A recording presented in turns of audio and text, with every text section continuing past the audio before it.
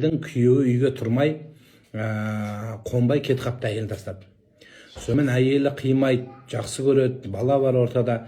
Соңын жаңағы имам молдаға бара береді дейді. Бір нәрсе оқып беріңізші, бір бата оқып беріңізші, қайтсыншы, анау қайтсын деп. Ол менің қолымда тұрған ештеңе жоқ, ол сенде мәселе. Сен сұра. Десе жаңа әйел айтады дейді. Дұрыс қой, мен сұрап жатырмын, бірақ сіз де сұрап беріңізші десе, жарайды сұрайын дұға, жоқ, маған бір нәрсе мынандай бір тұмар жазып берші депті. Соны үйге қойып қояйын, соның қасиетімен келсін деп. Сонымен қойып қойғаннан жаңағы ғалым кісі молда кісі жазып беріпті. Жазып беріп, бірақ шарт қойыпты. Сен бірінші тілейсің, содан кейін барып мені үйге апарасың деп. Жарайды, мен бүгін тілеймін деп, сонымен тілеп, қағазда келіп үйге қойып қойса, таңға жоқ күйеуі келіпті, жаздым, жаңылдым, кешір, ойбай құрдым, ақымақ болдым, қайттым депті. Қайттым депті.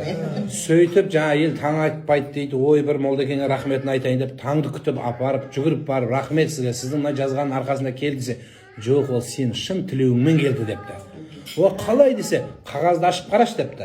Қағазды ашып қараса, күйеуің келмесе мен істейін деп жазып қойып ташейін.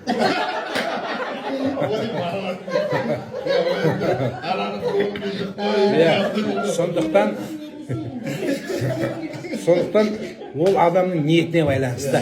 Сіз қазақ халқы жақсы айтқан ғой, шын жыласаң дейді, соқыр көзден жас шығады дейді. Шын сұрау.